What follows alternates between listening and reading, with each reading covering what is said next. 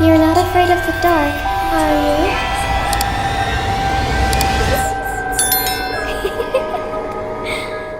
Hi, Assalamualaikum semua orang. Kamaran Nasim here. I hope you are in a good mood today because it's a good day to have a good day. So finally guys, Kama dah boleh bagi tahu kat korang yang jersey QH dah keluar dekat Shopee.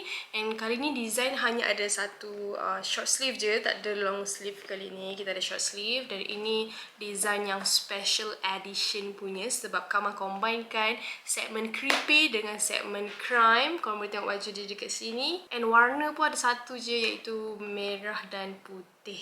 Campur combine. Kalau dulu ada warna hitam kan. Tapi sekarang ni kita ada warna putih dan merah. Tapi sayangnya stok pun limited guys. Sebab Kama buat ni ready stock, dah tak ada dah pre-order macam dulu. So kali ni ready stock. Dan setiap size tu limited sahaja size dia. Dan available size sampai 2XL sahaja. So kalau korang nak dapatkan baju ni, korang boleh tekan link dekat description box below. Kama letak link Shopee sebab Kama jual baju ni hanya dekat Shopee. And video yang korang tengok hari tu sebenarnya video trailer untuk buat baju ni, bukannya intro baru. And hari tu Kama tak sempat nak cakap pasal baju ni kan. So hari ni baru Kama boleh berkesempatan untuk cakap pasal baju jersey ni. Korang dah boleh dapatkan sekarang, okay, so hari ni kita di segmen creepy, di mana Kama akan ceritakan kat korang kisah seram yang terjadi dekat salah seorang subscriber Kama. Dan hari ni pun kita ada dua cerita yang menarik untuk dikongsikan. Pertama, cerita tentang pengalaman seram yang berlaku sewaktu diorang ni pergi bercuti dekat satu resort. Tapi resort tu ada dalam satu kawasan hutan. Dan kisah yang kedua ni adalah tentang pengalaman seram yang dilalui oleh seorang yang hijab dia terbuka. Dia sendiri yang cerita pengalaman dia ni dekat kita. So, tanpa membuang masa lagi, jom kita baca doa dulu. Mohon perlindungan dari Allah dari أعوذ بالله من الشيطان الرجيم بسم الله الرحمن الرحيم ربي أعوذ بك من همزات الشياطين وأعوذ بك ربي أن يحضرون. Wahai Tuhanku, aku berlindung kepadamu daripada bisikan-bisikan syaitan dan aku berlindung juga kepadamu wahai Tuhanku daripada kedatangan mereka kepadaku. Amin ya rabbal alamin. So, kisah pertama macam Kama cakap kat korang tadi, dia orang pergi bercuti dengan kawan-kawan dia orang dekat satu resort di mana resort tu terletak dekat kawasan hutan dan salah seorang daripada dia orang ni terambil barang daripada hutan tu yang menyebabkan satu pengalaman seram terjadi yang diorang tak boleh lupakan sampai sekarang. So, kisah ni terjadi pada tahun 2019. Kita bagi nama dia Naim, bukan nama sebenar. So, pada hari Minggu, Naim dengan 5 orang kawan dia pergi bercuti dekat satu resort ni. Kawan-kawan Naim ni ada 3 orang lelaki dan 2 orang perempuan. Kita namakan 2 orang perempuan tu Jia dengan Nur dan lagi 3 orang lelaki tu Firal, Aiman dan termasuk Naim. So, resort yang diorang plan nak pergi ni terletak dalam hutan dan katanya mereka ni nak spend time dalam hutan sebab suasana yang tenang, nature, nak tengok keindahan alam semua jadi gitu. So, kisahnya masa diorang ni masuk dalam hutan tu, nak pergi menuju ke resort tu lah kan. Time tu dah pukul 5.30 petang. So, cadangnya diorang tak nak singgah mana-mana dah sebab dah nak maghrib waktu tu. Tapi Naim dengan kawan-kawan dia dah lapar sangat. So, lepas 15 minit perjalanan dalam hutan tu, diorang melintas ke satu kedai makan ni. And diorang pun parking kereta dan turun. Waktu diorang sampai tu, kedai makan tu kosong. Tak ada sesiapa pun, tak ada customer yang ada dekat kedai makan tu. Hanya ada 2 orang pekerja.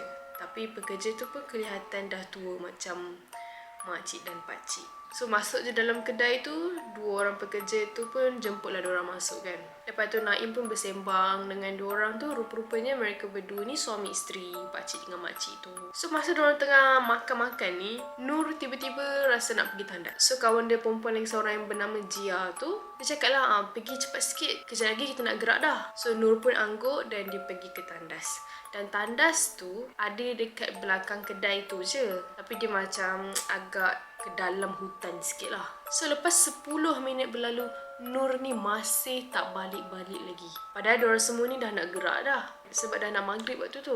So adalah salah seorang kawan diorang ni pergi tengok kejap nak check Nur ada ke tak. Belum sempat dia nak bangun nak check kat toilet tu, Nur dah sampai. Lepas tu dia cakap lah, sorry lambat. And then diorang pun semua masuk ke dalam kereta.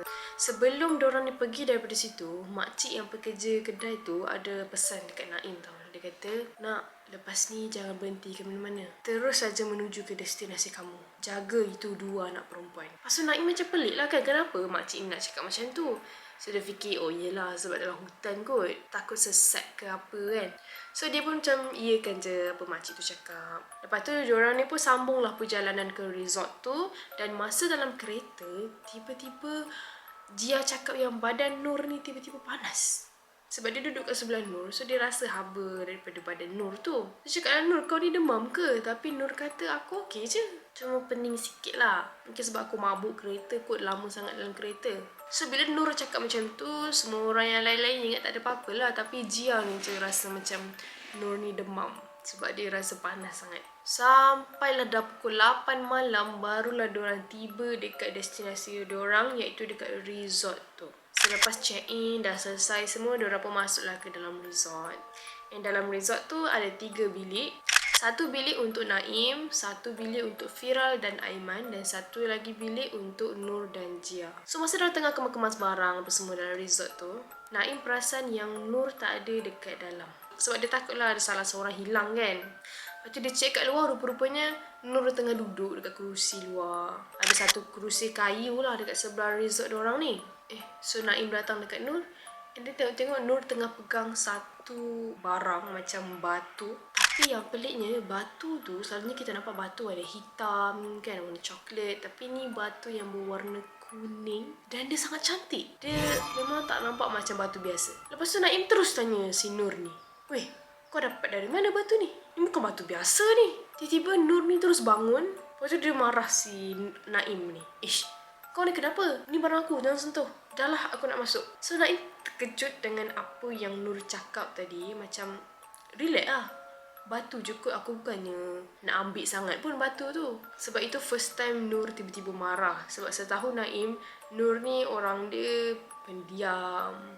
And then dia tak banyak cakap sangat lah. Tiba-tiba marah macam tu, Naim jadi pelik lah kan. Rupa-rupanya waktu Nur pergi toilet tadi yang lama sangat tu, disebabkan dia terjumpa batu tu kat belakang kedai tu. So Naim pun sambung je lah kemas macam biasa. Sampailah dah pukul 11 malam, Naim dan kawan-kawan dia semua dah masuk tidur lah. Lepas tutup lampu semua, diorang pun cubalah melelapkan mata disebabkan terlalu penat daripada pagi nak menuju ke resort tu. Tiba-tiba Jia ni kejut Naim pukul 2.40 pagi. Dia suruh Naim bangun sambil dia menangis dan tangan dia menggeletar. Sambil dia menangis dan suara dia menggeletar. So Naim dengan mama-mama ni dia pun bangun cuba untuk calm down kan Jia ni. Jia, kau ni kenapa? Asal nangis malam-malam ni? Lepas tu Jia terus cakap, Naim, tadi aku nampak Nur, dia keluar dari resort ni. Tapi muka dia macam orang lain lah, macam muka nenek. Aku takut anak Naim tolong aku. So Naim macam terkejut sebab ada salah seorang daripada kita ni hilang. Itulah perkara yang paling diorang tak nak berlaku bila masuk dalam hutan. Salah seorang hilang memang susah nak jumpa sebab memang kita selalu sangat dengar cerita-cerita yang orang hilang dalam hutan kan. Dan itu perkara yang sangat-sangat semua orang tak nak ia terjadi. So dengan kelam kabutnya, Naim kejut ke semua orang untuk keluar cari si Nur ni. So Naim pusing satu resort tu, dia tak jumpa-jumpa juga Nur kat mana-mana. Jadi Naim tak ada pilihan lain tapi kena masuk dalam hutan untuk cari Nur. Lepas 10 minit mencari, akhirnya dia jumpa Nur tengah terbaring dekat atas lantai dalam keadaan kerasukan. Naim tak tahu nak buat apa waktu tu. Jadi dia decide untuk telefon Maksu kawan dia. Kenapa dia telefon Maksu kawan dia? Sebab Maksu kawan dia ni hijab terbuka. Dari jauh pun dia dapat juga scan benda-benda ni. Maksu kawan dia pun tahu ilmu perubatan. Cuma tak sehebat ilmu ustaz-ustaz lah Naim ni cakap. Naim ni dia kawan rapat dengan kawan dia tu. So dia kenal lah Maksu kepada kawan dia tu. Bukan Maksu Naim tapi Maksu kawan dia. So sambung, Alhamdulillah Naim ni bernasib baik sebab dalam hutan tu ada line. So dapatlah call kan. And dia jumpa Nur tu pun taklah jauh sangat daripada resort diorang. So Maksu pun angkat panggilan Naim. Dan sebelum Naim dapat jelaskan apa-apa, Maksu tu terus cakap, tak apa Naim, Maksu tahu. Tolong halakan kamera handphone kamu dekat Nur supaya Maksu senang buat kerja. Kamu tolong suruh orang tahan badan Nur. Kalau tak nanti dia meronta-ronta. So selepas hampir 30 minit Maksu buat kerja tu, akhirnya Nur pengsan tak sedarkan diri. Tangan orang-orang yang tahan Nur tu pun ada luka-luka disebabkan Nur ni sangat agresif waktu tu. So orang yang ada kat situ pun angkat Nur dan bawa balik ke resort mereka. Sampai-sampai je Firal, Aiman dan juga Jia dah tunggu kat depan pintu tu. Diorang sangat risau pasal Naim dan Nur. Dan Jia sampai terduduk bila nampak apa yang jadi dekat Nur ni. Sebab Jia ni antara yang paling lemah semangat lah dalam grup diorang ni. Dan keesokan harinya, Naim dan kawan-kawan dia berbincang, patut tak diorang balik sekarang atau tunggu sampai hari Isnin je balik. So kata Firal, dia rasa better kita patut panggil Ustaz. Aku takut kalau apa-apa jadi dalam kereta nanti. Yang Jia ni pula, dia kata aku nak balik please. Jia memang dah tak sanggup sebab dia sangat-sangat takut waktu tu. Tapi seorang lagi kawan dia bernama Aiman tak nak. Dia macam, serius lah, rugi je duit yang aku bagi. Tunggu je lah sampai hari Isnin. Kok nanti Nur dah okey ke. So Naim pun buat keputusan, tak apalah, kita stay lagi hari ni. Tengok macam mana. Kalau tak okey juga, kita balik terus. So sampailah dah ke petang, pukul 5.30 petang macam tu. Dia jaga Nur dalam bilik sebab dia daripada pagi tak sedarkan diri. Jadi Firal, Aiman dan Naim keluar untuk cari makanan. So yang tinggal dalam resort tu hanyalah Nur dan Jia sahaja. Dan masa ni lah Jia diganggu. So waktu tu Jia duduklah dekat dalam bilik Nur sambil main phone. Tiba-tiba dia terdengar ada orang masuk, buka pintu bilik dia. Tiba-tiba dia terdengar ada orang buka pintu dan masuk resort dia. Dia ingatkan tu kawan-kawan diorang yang tadi pergi beli makanan tu. Tapi bila dia check, tak ada siapa-siapa. Pintu pun tertutup rapat weh. So dia dah mula risau tapi fikir positif je lah. Mungkin bayangan dia je kan. Sebab dia terlalu takut juga waktu tu.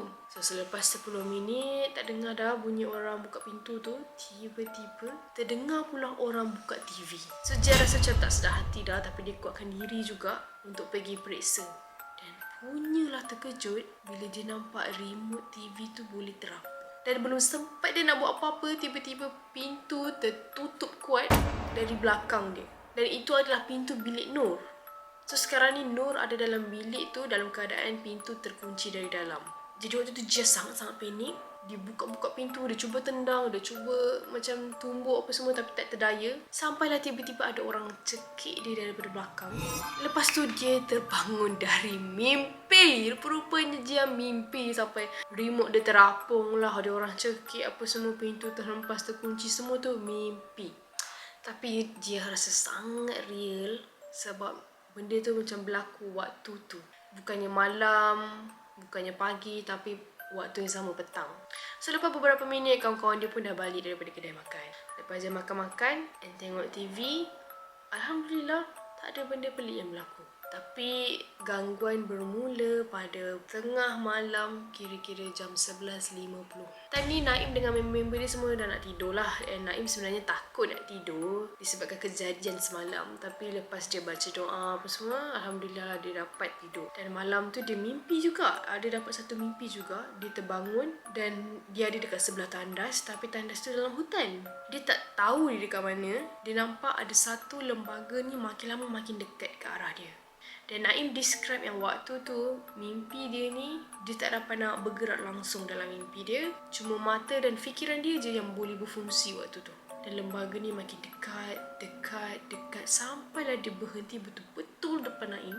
Dan lembaga tu cakap dekat Naim, pulangkan barang hak milik aku. Atau tidak akan kubunuhmu dan rakan-rakanmu. Terus terbangun daripada mimpi tu sebab Firal kejut dia. Dan inilah malam yang paling teruk Naim pernah experience seumur hidup dia. Firal kejut Naim, dia terus cakap, Naim bangun. Nur kena histeria balik. Sudah, Nur kena lagi. So Naim terkejut. Dia terus tanya dekat mana dia sekarang sebab takut dia lari lagi dalam hutan kan. And Firal kata diorang tengah tahan Nur sebab Nur nak keluar daripada resort tu. So Naim cakap, okay, biar aku telefon ustaz dulu. Lepas tu Firal pergi masuk ke bilik Nur untuk tolong lagi 2 orang tahan dia. Naim pun telefon lah mana-mana ustaz yang dia kenal. Dan lepas dah cari nombor semua tu, ada salah seorang ustaz ni sudi nak membantu tengah-tengah malam tu kan. Tapi ustaznya akan ambil masa lama lah untuk sampai ke location resort tu. So sementara tunggu ustaz tu sampai, Naim bacalah benda-benda yang dia tahu. Yang maksud tu pun dulu pernah pesan dekat dia dulu kan. Naim cakap suasana masa tu macam dia berada dekat satu alam, pintu, tingkap semua tiba-tiba terbuka, tertutup disebabkan angin kuat yang lalu. Time ni semua orang tengah baca surah-surah, baca Yasin, dan tiba-tiba pula Jia pengsan. Semua orang macam tak terkejut lah sebab Jia ni sangat-sangat takut. Dia jenis penakut, dia lemah semangat. Jadi dia pengsan tu no wonder lah malam tu. Tapi nasib baiklah dia tak kena histeria. So 15 minit berlalu, akhirnya ustaz sampai ke resort diorang. And ustaz ni datang bersama dengan 2 rakan dia. So mulalah proses ustaz tu mengeluarkan jin tersebut daripada badan Nur. Dan Naim tak sangka malam tu betul-betul rasa macam dalam movie, dalam filem horror. Sebab waktu dia nak keluar, ustaz-ustaz tu nak keluarkan jin daripada badan Nur, mentol lampu ni pecah. Selalunya kalau kita tengok TV kan, adalah juga mentol lampu pecah. Tapi kadang-kadang lampu just lilap-lilap kan. Tapi ni mentol lampu tu pecah. Nur menjerit sekuat hati sampai menonjol urat-urat dekat kepala dia. Naim cakap masa tu muka Nur ni macam nampak sesuatu dekat muka ustaz. Dalam 4 jam jugalah si Nur ni kena histeria. Lama weh. Dan jin dalam badan Nur tu tak berhenti-henti cakap, pulangkan barangku, pulangkan barangku. Tiba-tiba Naim teringat pasal batu yang Nur pernah pegang waktu first day diorang sampai kat resort tu. So barulah Naim faham sebenarnya apa yang jin tu mahukan. Lepas pukul 7 pagi, akhirnya jin tu pun keluar daripada badan Nur.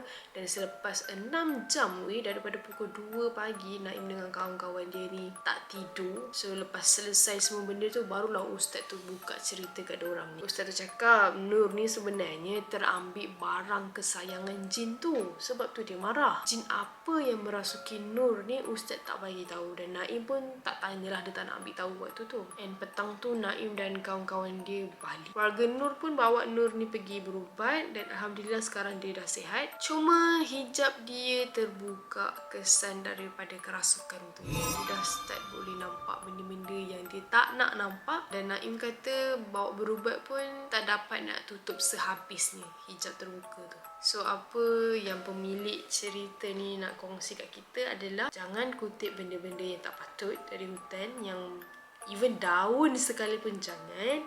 Sungai ke laut ke, sebab kita tak tahu asal usul benda tu semua. Bila dia cakap laut ni, kamu teringat jugalah, laut, sungai ni antara tempat yang orang buang saka tau. Saka ke tangkal ke apa benda something yang diorang dah apa orang kata, perangkapkan jin tu dalam botol. Dan biasanya diorang akan buang ke dalam sungai. Kadang-kadang ada juga yang buang kat laut. Dan bila kita ni pergi melancong, pergi ke sungai ke, pergi ke laut ke, kita ternampak botol kan, kita pun pergi bawa balik. Itulah sebenarnya membau padah. Sebab nampak botol tu cantik ke apa, wallahualam kan. Tapi dalam tu sebenarnya ada jin. Ada saka, ada jin yang terperangkap dalam botol tu. So itu antara sebab lah kita tak boleh kutip benda-benda yang kita tak tahu asal usulnya. Even barang tu just daun, batu macam Nur tadi tu pun membawa padah juga kan. So itulah kisah pertama tadi. Dan kisah terakhir untuk hari ni agak menarik juga sebab dia nak share pengalaman dia sebagai seorang yang hijab matanya terbuka sejak kecil lagi. Tapi dia tak adalah nak cerita semua daripada kecil sampai dia dah besar kan. Ada satu experience yang dia tak boleh lupa yang berlaku dekat college dia. Kita bagi nama pemilik kisah ni Noah. So Noah nak share satu pengalaman masa dia baru masuk study dekat college dulu. Noah study dekat college Bangi dan dekat situ cuma ada 2 je IPT. So masa first semester Noah ni duduk dekat hostel.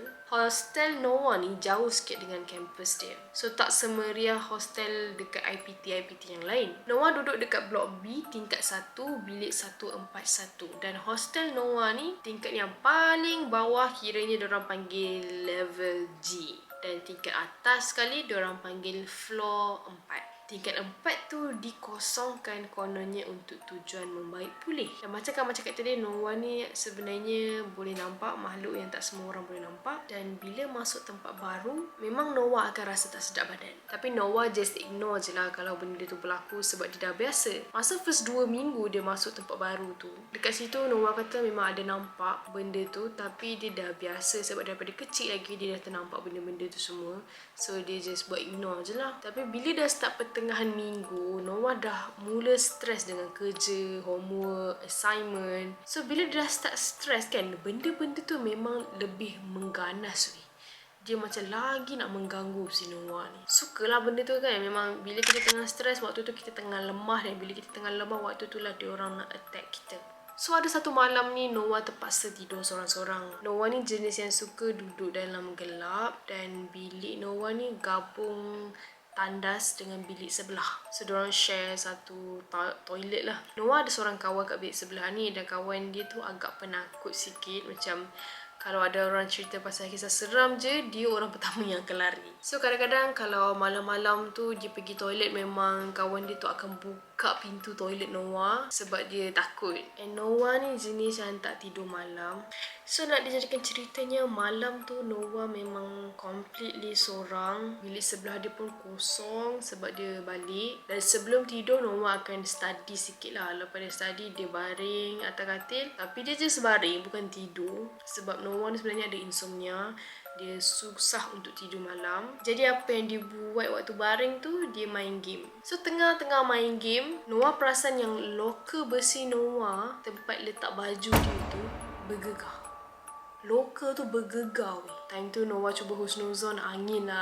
Tapi sangat tak logik sebab pintu dengan tingkap tertutup rapat. Mana datang angin tu? Dan panasnya bilik tu hanya Allah je yang tahu. Dan Noah just buat tak tahu je sebab dia sangat letih seharian tu. Jadi Noah try lah penatkan diri dia dengan bermain game dekat telefon. Tapi sebelum tu Noah letak satu kunci mangga tu, dia cangkukkan dekat loker tu. So macam kalau dia nak main pintu loker terbuka tertutup, tak boleh lah sebab Noah dah kunci dengan mangga. Dan bila benda tu dah tahu yang Noah ni sebenarnya tak nak layan dia, mangga kunci yang Noah cangkuk tadi tu tiba-tiba terbuka sendiri.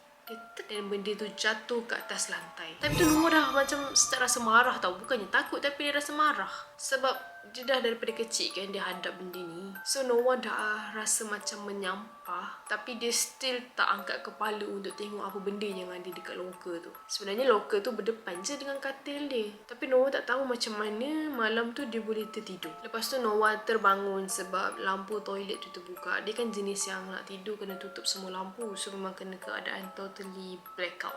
Gelap gila. Jadi bila suis lampu toilet tu terbuka, dia bangunlah nak pergi tutup. Pintu toilet tu pun berdepan dengan katil tu juga.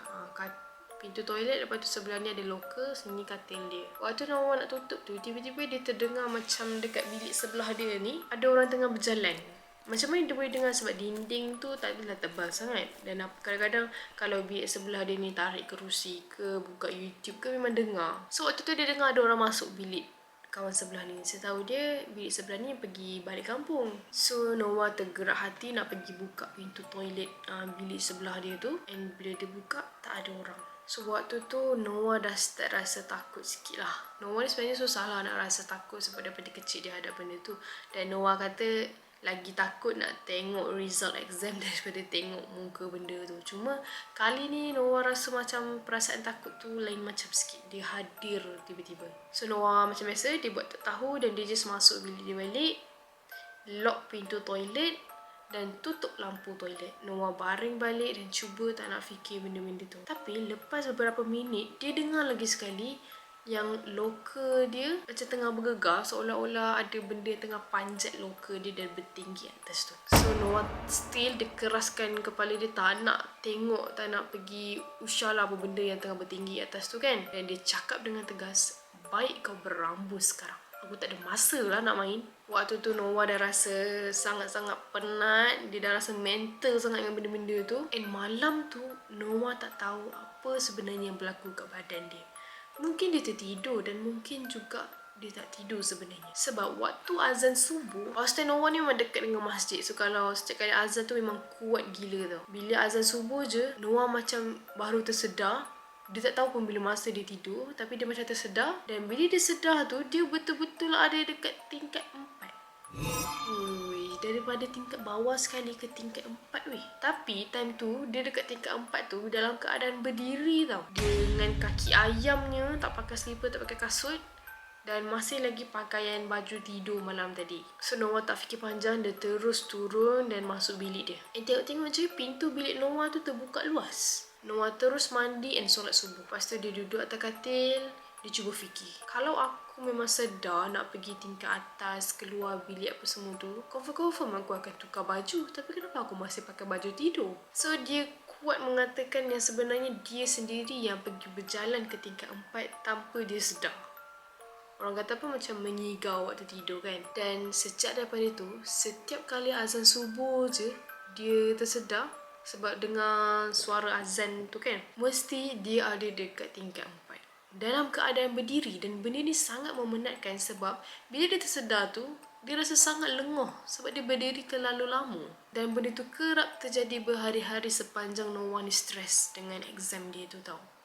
So sejak daripada tu dia cerita juga dekat parents dia apa semua. Dan parents dia tak kasih dah dia duduk dekat hostel. Wow, Kamal sangat terkejut dengan cerita daripada Noah ni. Sebab Kamal pernah jugalah dengar kisah seram pasal student yang stres. Dan memang macam-macam boleh terjadi. Ada yang sampai terjun bangunan tu pun disebabkan bukan dia yang nak, tapi disebabkan bisikan-bisikan syaitan ni rajim. Sebab itulah waktu kita stres tu, orang kata macam dekatkanlah diri dengan Allah. Sebab rupa-rupanya waktu kita stres tu adalah waktu yang kita sangat lemah. Dan bila kita lemah, benda tu senang nak attack kita, senang nak masuk dalam jiwa kita.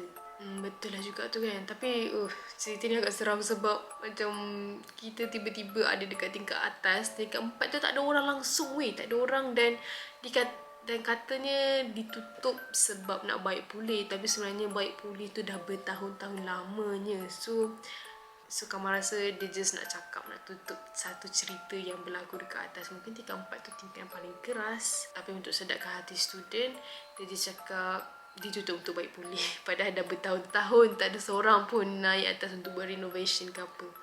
Seram doh, bangun-bangun ada kat tingkat yang paling keras. So korang dah tahu kan, kalau stres memang benda-benda macam ni mengundang, bisikan-bisikan syaitan mengundang. Walaupun kita tak sedar pun kita tak rasa seram ke apa, tapi mereka ada untuk mendorong kita buat benda yang tak patut kita buat.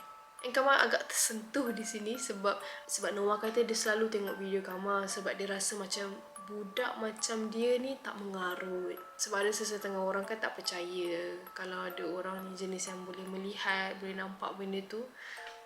Salah satu ujian yang dia terima adalah orang sekeliling dia. Orang sekeliling dia susah nak percaya apa yang dia nampak, and then mempertikaikan apa yang dia nampak. Jadi benda tu kadang-kadang sesetengah orang rasa yang diri dia ni gila. Macam, aku gila ke? Aku seorang je boleh nampak benda tu kan? Tapi orang tak percaya. So bila Noah dengar kisah seram daripada subscriber Kamal yang lain, ada juga yang kisahnya hijab dia terbuka semua kan, dia boleh nampak benda yang tak semua orang boleh nampak. Jadi Noah rasa lain, dia pun tak mengarut, bukan dia seorang je yang rasa benda ni, dia tak keseorangan lah senang cerita. So kalau korang ada juga kisah seram yang korang nak share dengan peminat-peminat creepy, peminat-peminat kisah seram, korang boleh share dekat Kamal melalui email kamarinaworld29@gmail.com. So Kamal rasa sampai situ je lah video kita hari ni. And jangan lupa dapatkan QH jersey special edition ni, creepy and crime segment bergabung dalam satu design. Korang boleh dapatkan jersey ni hanya dekat Shopee, link ada dekat description box below. Kamal beritahu awal, setiap size tu sangat-sangat limited dia punya stock, so korang add tu kat siap-siap. Thank you yang dah tengok video ni sampai habis. For those who are new to my channel, don't forget to hit the subscribe button below and turn on the notification bell so that you will not miss any video that I post. See you in my next video. Bye!